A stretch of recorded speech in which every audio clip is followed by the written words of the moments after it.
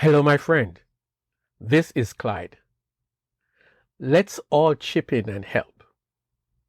Times of crises tend to bring to the surface heroes and heroines, ordinary people who will rise up and do extraordinary things in an effort to alleviate the adversities that some folks face.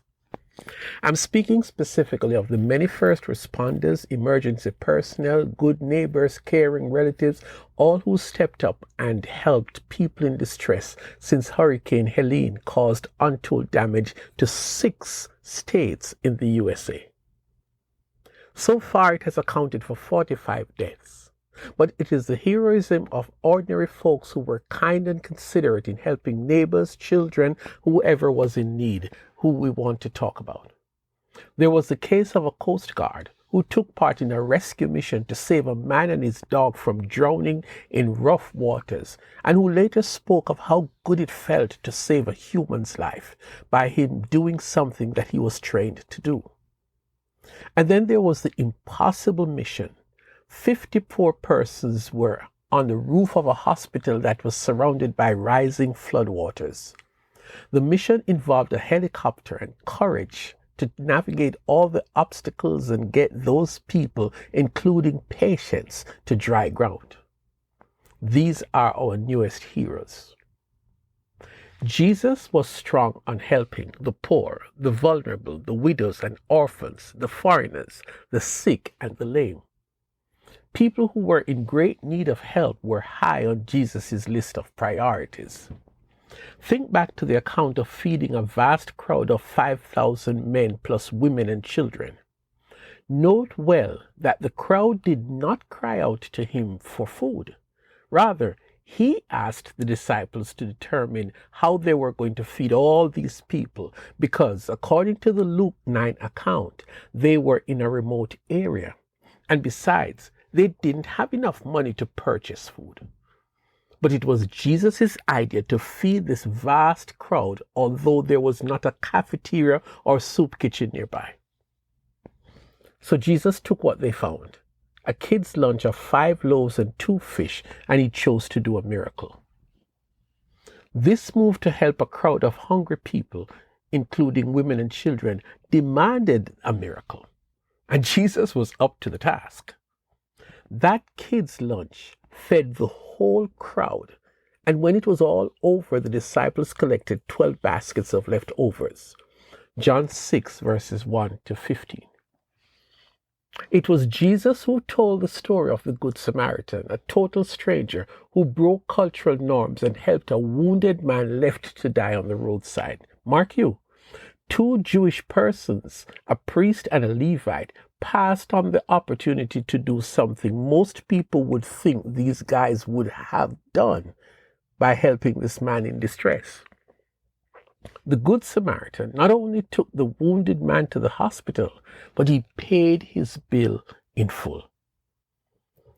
Jesus expects that his children here on earth would be like the Good Samaritan, or we would be like him and demonstrate true love by helping others who are in need. This just landed in my heart, and I must use this as an example. There are 3 known instances in the Gospels where Jesus raised persons from the dead. The first one was Jairus' 12-year-old daughter who had died earlier that day, Luke 7 verses 51 to 56. The second case is that of Lazarus. Jesus was expected to have turned up at Lazarus' home while Lazarus was sick, but Jesus didn't. So imagine the shock and disappointment when he turned up 4 days after Lazarus was buried. Jesus still went ahead and raised that man from the dead, much to the surprise of the people around and Lazarus' sisters. John 11 verses 38 to 45. But I reserve this third story, which is most relevant to our conversation. Jesus and his disciples came upon a funeral procession heading to the cemetery, and catch this, Jesus noticed the mother of the deceased son, how she was crying, and he stopped the procession, offered some comforting words to the mother, then proceeded to raise the dead man back to life. My friends, nobody asked him to step in and do this amazing deed of kindness. The people were on their way to the cemetery. Jesus and his disciples were on their way to the town. But that day, Jesus saw an opportunity to express compassion, and he gave the man who was dead back to his mother, alive and well. Luke 7, verses 11 to 17.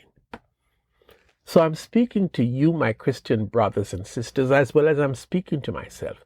There are numerous opportunities to help folks less fortunate than ourselves. You can help a child in your community who is in need of school supplies. You can sincerely help the homeless man on the street with more than just $1. Maybe you could go buy him a meal at a restaurant. Is there someone at your church who have a long walk from the parking area to the building? How about you offer to park her car next week and let her out nearer to the entrance of the building? I started off talking much about the hurricane. Now is a great time to help. Donate cash to a relief fund. Get a group of friends and go to an affected area and distribute food and water and blanket. Thanksgiving is coming soon. This year, consider inviting a family from church who you sense are not able to do a big meal. Invite them to your home and cause them to experience a real big Thanksgiving meal with you and your family. Do you know that Jesus notices acts of kindness? And one of these days, he plans to honor people who do some deeds of kindness. In Matthew 25, he talks about the day when he will celebrate acts of kindness, claiming that you did those things to him. Listen to the scripture. Then the king will say to those on his right, "Come, you who are blessed by my Father, take your inheritance, the kingdom prepared for you since the creation of the world. For I was hungry and you gave me something to eat. I was thirsty and you gave me something to drink.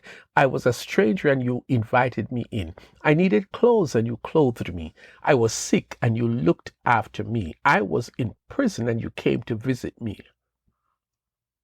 Then the righteous will answer him, "Lord, when did we see you hungry and feed you, or thirsty and give you something to drink? When did we see you a stranger and invited you in, or needed clothes and clothed you? When did we see you sick or in prison and go to visit you?"